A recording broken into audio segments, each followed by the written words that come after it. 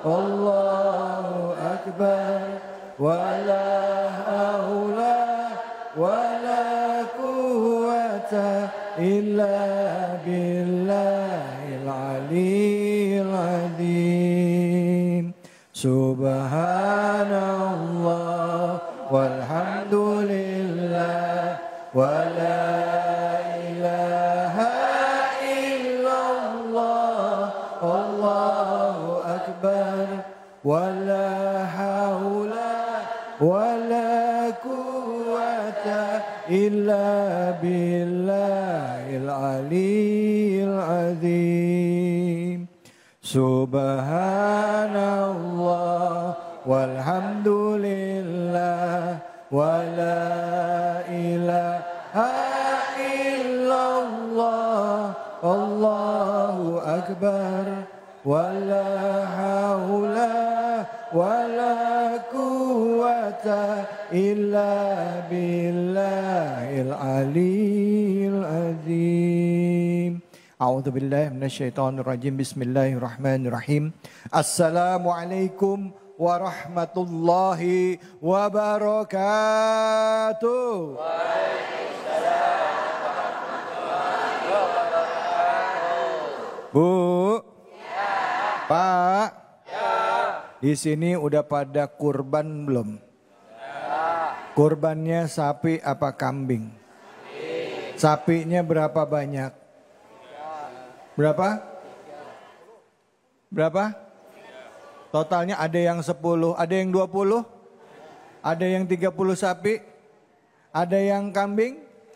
Kambing berapa totalnya? 22. Ada berapa, Pak? Ada 22 kambing. Nah, tadi kita semua tahu bahwa dalam perayaan Idul Adha buat yang tidak melaksanakan haji, melaksanakan kurban. Baik itu sapi kalau di Indonesia ya, ataupun juga kambing ya. Nah, kali ini kita akan membahas mengenai kurban dengan tema berkurbanlah maka kamu bertakwa. Tapi sebelumnya mari kita panjatkan puji syukur atas kehadirat Allah Subhanahu wa taala. Tidak lupa kita berikan salawat dan salam kita kepada junjungan kita manusia yang mulia Nabi besar Muhammad sallallahu alaihi wasallam beserta keluarganya, sahabat dan umatnya yang setia hingga akhir zaman. Tentunya hanya di sini di program kesayangan kita Cahaya Hati Indonesia. Dan tema kali ini akan disampaikan oleh guru kita yaitu Al-Mukarram Al-Ustadz Abi Amir. Dan yang akan dibahas adalah surah Al-Hajj ayat 34 sampai ke 36. Untuk itu kami persilahkan kepada Abi Amir. Fadhol. Bismillahirrahmanirrahim.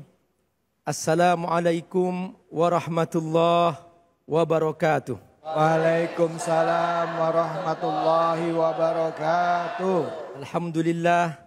Wassalatu wassalamu ala rasulillah wa ala alihi wa sahbihi wa mawala.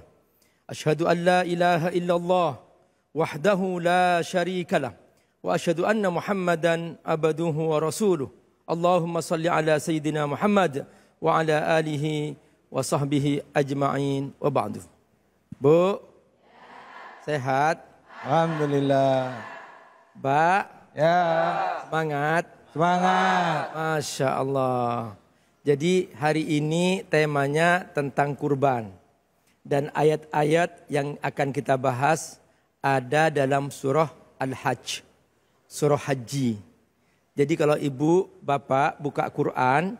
Di Quran ada satu surah namanya surah Haji. Haji adalah rukun Islam yang kelima.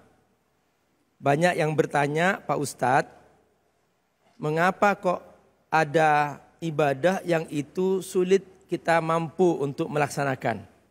Memang dalam teksnya di situ ada sebuah pernyataan man istata'a ilaihi sabila.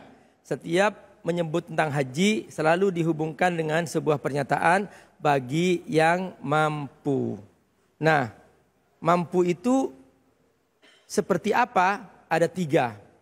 Pertama, wujuduz zat, adanya bekal. Yang kedua, wujudus sehah, adanya kesehatan. Yang ketiga, wujudul aman, adanya rasa aman. Kalau salah satunya hilang, dianggap tidak mampu. Misalnya dia bekal ada, tapi dia sakit, parah, nggak bisa berangkat, maka dia tidak mampu. Bekal ada, sehat ada, tapi nggak aman. Saudi ditutup, nggak boleh kita masuk ke sana. Sedang terjadi perang misalnya, maka berarti tidak bisa mampu. Jadi inilah dia ibadah haji. Nah, pada tanggal 9 Dzulhijjah, jamaah haji wukuf di Arafah. Bapak Ibu, Arafah itu posisinya di luar tanah haram. Ini menarik. Arafah posisinya di luar tanah haram. Musdalifah posisinya di dalam tanah haram. Setelah Musdalifah ada Mina. Setelah Mina ada Ka'bah. Perhatikan. Jadi mirip sebuah upacara besar di mana para jemaah haji dia berkumpul di waiting area, tempat menunggu di Arafah, luar Arafah, di luar tanah haram. Di situ dia menunggu, wukuf namanya. Nah, untuk apa? Masuk ke pintu gerbang tanah haram yaitu Musdalifah. Nah, begitu selesai mabit di Musdalifah, langsung melempar jumrah Aqabah. Nah, rangkaiannya adalah setelah melempar jumrah Aqabah, jemaah menyembelih kurban sebagai hadiah untuk Allah Subhanahu wa taala. Jadi menyembelih kurban ini adalah hadiah untuk Allah. Perhatikan, bayangkan kita ingin ketemu Allah Subhanahu wa taala, kita ingin menuju rumah Allah Subhanahu wa taala. Seperti itulah antriannya, seperti itulah prosesnya. Nah, bagaimana yang tidak pergi haji? Dia dianjurkan supaya menyerupai jemaah haji. Bagaimana? Pas jemaah haji wukuf, kita berpuasa Arafah. Betul? Betul atau betul banget? Nah, kita berpuasa Arafah. Pahalanya yukaffirus sanah al-madiyah wal qadimah. Dia menghapus semua dosa setahun sebelumnya dan setahun sesudahnya. Masya Allah. Jemaah haji di padang Arafah, mereka sedang satu persatu dibebaskan oleh Allah dari api neraka. Jadi kita datang ke Arafah dalam rangka mendapatkan hadiah pembebasan dari api neraka. Nah, karena itu begitu mereka sudah selesai mabit di Musdalifah, mereka berkorban. Dan kita semua di sini pada tanggal 10 Dzulhijjah ikut berkorban. Nah, Allah menyebutkan bahwa ibadah kurban ini adalah ibadah yang memang sejak dahulu. Allah berfirman, "Walikulli ummatin ja'alna mansakan liyadhkuru ismallah ala ma razaqahum min bahimatil an'am." Jadi memang itu syariat Allah Subhanahu wa taala. Setiap umat terdahulu Allah sudah ajarkan mereka bahwa Allah Subhanahu wa taala ingin mengajarkan sebuah syiar bahwa ada ibadah namanya ibadah syiar, dan di antaranya adalah Allah sudah menyediakan hewan-hewan yang siap dijadikan sebagai hewan kurban. Caranya gimana? Caranya memperbanyak zikir. Liyadhkurus mallah ala ma razaqahum min bahimatil an'am. Min bahimatil an'am maksudnya apa? Min bahimatil an'am maksudnya adalah binatang hewan-hewan sembelihan. Nah, untuk apa kita melakukan itu? Untuk bertauhid kepada Allah Subhanahu wa taala. Fa ilahukum ilahu wahid. Hanya Allah Tuhan kita. Falahu aslimu. Semuanya harus berserah diri kepada Allah Subhanahu wa taala. Wa basyiril mukhbitin, dan beri kabar gembira kepada hamba-hamba Allah yang mereka merendahkan dirinya di depan Allah Subhanahu wa taala. Mereka merasa semuanya milik Allah. Mereka yakin la haula wala quwata illa billah, dan aku siap ikut Allah Subhanahu wa taala. Itulah makna tauhid. Makanya sejak tanggal 1 Dzulhijjah kita semua banyak berzikir. Alladzina idza dzukirallah wajilat qulubuhum. Ketika disebut nama Allah, Allahu Akbar, Allahu Akbar, Allahu Akbar, kita bertakbir semuanya, maka hati kita bergetar dan kita semua sabar. Was-sabirin ala ma asabahum. Kita semua bersabar jika ada musibah. Saudara-saudara kita sekarang di Palestina. Halo? Bunda? Siap mendoakan untuk mereka? Siap selalu membantu untuk mereka? Nah, mereka telah bersabar. Mereka bersabar, bertahan di sana untuk menjaga Masjidil Aqsa. Mereka termasuk apa? Was-sabirina ala ma asabahum. Dan menegakkan salat, wal muqimis shalah, dan banyak berinfak. Wa mimma razaqnahum yunfikun. Dan unta-unta ini, hewan-hewan sembilan ini, itu termasuk bagian yang Allah persiapkan sebagai syiar Allah Subhanahu wa taala. Wal budna ja'alnaha lakum min sya'airillah. Jadi Ibu, halo? Pak? Jadi kambing-kambing itu bagian dari syiar Allah. Bukan sekedar untuk dimakan, disembelih terutama di hari khusus seperti hari ini. Ya, masih termasuk tanggal 10, tanggal 11, tanggal 12, tanggal 13. Tanggal 10 Dzulhijjah hari Idul Adha. Tanggal 11, 12, 13 hari tasyrik disebut Ayamun Nahar. Makanya di hari ini Bunda tidak boleh berpuasa. Kenapa? Karena Bunda masih sibuk menyembelih hewan kurban. Nah, ini apa? Sebagai syiar. Karenanya orang-orang yang tidak beriman, mereka hanya menikmati daging-dagingnya, tapi tidak bersyiar dengan Allah Subhanahu wa taala. Tetapi orang-orang yang beriman, mereka menyembelih, mengikuti aturan Allah bahwa hewan-hewan itu harus disembelih pada waktunya supaya kita kebagian untuk mensyiarkan ajaran Allah Subhanahu wa taala. Apa kata Allah Subhanahu wa taala? Wa may yu'azzim sya'airallah fa innaha min taqwal qulub. Siapa yang mengagungkan syiar Allah, maka dia telah memasukkan takwa di hatinya. Bunda, kita ingin bertakwa? Betul? Nah, kita harus bersungguh-sungguh mengagungkan syiar Allah Subhanahu wa taala. Tapi ingat Bunda, kalau kita menyembelih hewan kurban, jangan ingin dipuji orang. Nih, korban gue, nih hewan gue, nih jangan di flexing. Jangan. Kita khusus itu hadiah untuk Allah. Allah tidak mengambil dagingnya. Yang Allah ambil apa? Keikhlasan kita yang berkurban. Makanya ayat berikutnya apa kata Allah?